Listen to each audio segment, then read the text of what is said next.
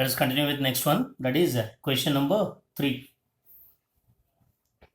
The brown ring test for nitrates depends upon. So here it has been mentioned with brown ring test. So we should know that the brown ring test is utilized to detect the nitrate ion present in it. So basically in this, in the identification of brown ring test, the reduction of nitrate. So nitrate undergoes reduction to give nitric oxide. Hence, the correct option for the question is option A. So, this can be identified by the formation of a complex which can be represented by the chemical equation, that is a nitrate ion which is present in the given salt.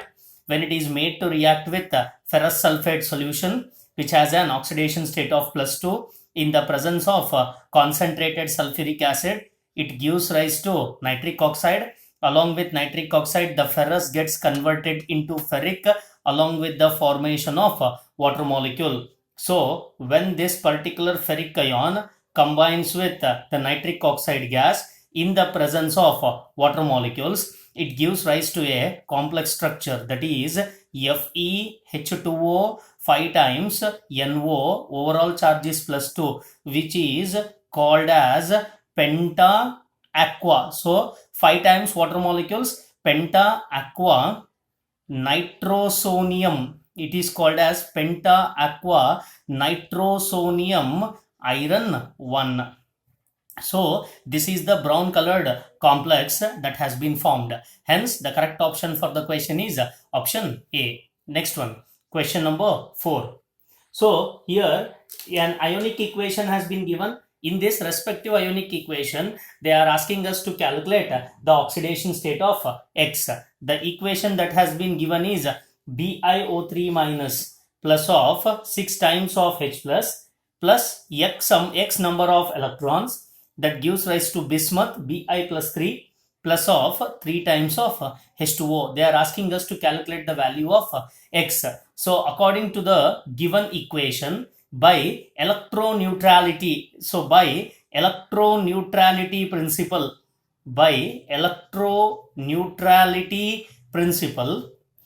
here we can clearly understand that totally 6 H plus ions are present.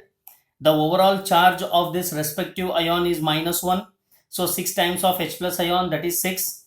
So we don't know what is the value of X. I have taken it as X. So electron means the charge is -1. That is equal to bismuth, which has a charge of +3. That is 3 times plus. So water molecule has been involved. Since it is a molecule which is neutral in its nature, hence its value will be 0. So if I calculate the value of X, the value of X turns out to be 2, which is given by the option B. Here minus is the charge, -1, +1 is the charge, but it is 6 times, hence I have taken it as +6. We don't know what is the value of X. I have taken it as X and the charge is -1. So here the charge bismuth is +3. Since it is a molecule, its charge will be 0. Hence by calculating the above things, we get the value of X as 2. Next one, question number 5.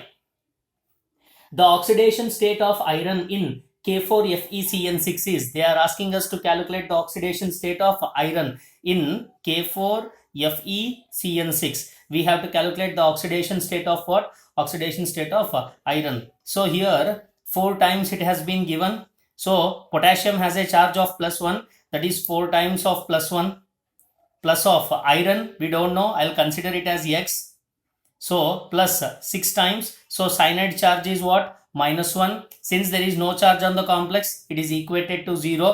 So this will be what? X minus 6 plus 4 is -2. X minus 2 is equal to 0. Hence the charge of X is what? 2. Here the charge of iron Fe is equal to +2. This is given by the option D. Next one, question number 6.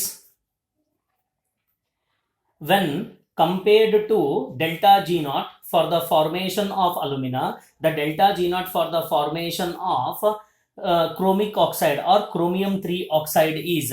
So here they have given that since it has been mentioned with what? Alumina, Al2O3 and it has been mentioned with chromium 3 oxide, that is Cr2O3. Here in both the cases, aluminium will act as a good reducing agent. Here aluminium acts as a good reducing agent, and it reduces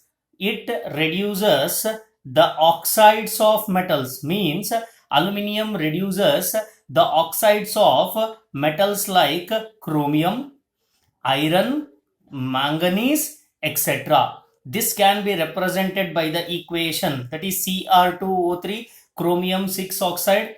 When it is made to react with aluminium, it forms chromium along with aluminium oxide, plus enormous amount of energy is given out. Therefore, delta G naught, by this we can understand that delta G naught for the formation of alumina, that is Al2O3, is here delta G naught for the formation of alumina Al2O3 is lower in composition, is lower in comparison to delta G naught for the formation of Cr2O3. Hence, the correct option for the given question is option C. Here, one can clearly understand that chromium 6 oxide, when it is made to react with aluminium, it is converted into aluminium oxide, plus enormous amount of energy is given. Therefore, delta G naught for the formation of alumina is lower in composition to delta G naught for the formation of chromium 6 oxide. Hence, the question tells that when compared to delta G naught for the formation of alumina, delta G naught for the formation of chromium is very much higher. According to this explanation, the correct option is C.